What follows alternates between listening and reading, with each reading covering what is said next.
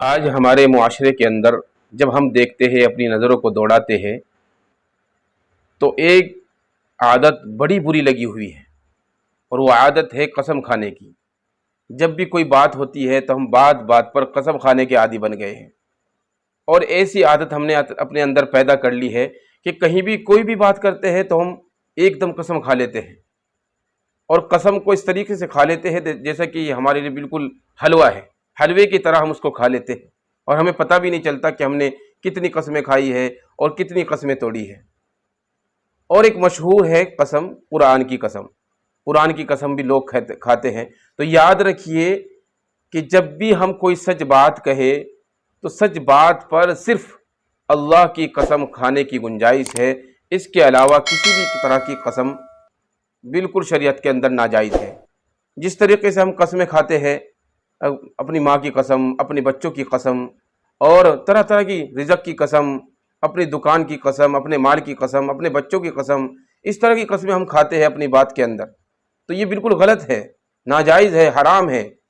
صرف ایک قسم کھانے کی اجازت ہے، وہ بھی اللہ کی، اور وہ بھی سچ بات پر۔ لیکن اب دوسرا مسئلہ یہ ہوتا ہے کہ اگر کسی نے قرآن کی قسم کھائی ہے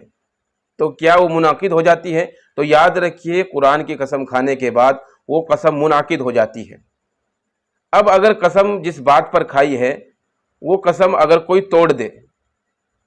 یعنی اگر کسی نے یہ کہا ہے کہ میں اگر فلاں جگہ جاؤں گا، خدا کی قسم میں فلاں جگہ نہیں جاؤں گا، کسی نے یہ قسم کھائی ہے کہ قرآن کی قسم میں فلاں جگہ نہیں جاؤں گا، پھر قرآن کی قسم کھانے کے بعد وہ چلا گیا، اب اس کی قسم ٹوٹ گئی۔ اب اس کا کیا ہوگا؟ قسم ٹوٹ گئی ہے، تو اب یاد رکھیے جب قرآن کی قسم کھائی ہے تو منعقد ہو گئی ہے، اور وہ قسم اگر ٹوٹ گئی ہے تو اس کا کفارہ کیا ہے، یہ اصل چیز ہمارا بتانے کا مقصد ہے۔ تو یاد رکھیے، اگر ہم نے قرآن کی قسم کسی بات پر کھائی ہے اور وہ قسم ہم نے توڑ دی ہے، وہ قسم ٹوٹ گئی ہے، تو پھر ہم اس کا کفارہ اس طریقے سے ادا کریں کہ ہم یا تو 10 مسکینوں کو، یعنی 10 غریبوں کو 2 وقت کا پیٹ بھر کر کھانا کھلائیں۔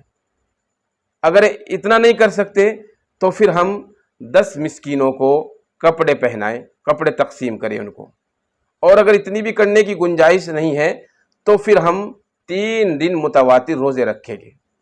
3 دن متواتر قسم کے کفارے میں ہم روزے رکھیں گے۔ اس طریقے سے کفارہ قسم کا ادا ہو جائے گا، اور اللہ تبارک و تعالیٰ کی ذات سے امید ہے کہ اللہ تبارک و تعالیٰ قسم توڑنے کا ہمیں عذاب نہیں دے گا۔ اور دوسرے نمبر پر ہم توبہ استغفار بھی کریں، اور آئندہ یاد رکھیں کہ ہمیں کسی بھی طرح کی قسم کھانے کی ہمارے لیے اجازت نہیں ہے۔ ہم جب بھی بات کریں تو اپنی عادت کو سدھاریں، اپنی بات کرنے کے طریقے کو سدھاریں، اور بات بات پر قسم کھانے کی اگر ہمارے اندر عادت ہے تو اس کو دور کریں، دور کرنے کی کوشش کریں۔ اور اگر ہمیں قسم کھانے کی کہیں پر کوئی ضرورت پیش آ گئی اور ہم سچے ہیں اور ہماری بات سچی ہے، تو سچی بات پر ہم صرف اللہ تبارک و تعالیٰ کی قسم کھا سکتے ہیں۔ باقی کسی بھی چیز کی قسم کھانے کی شریعت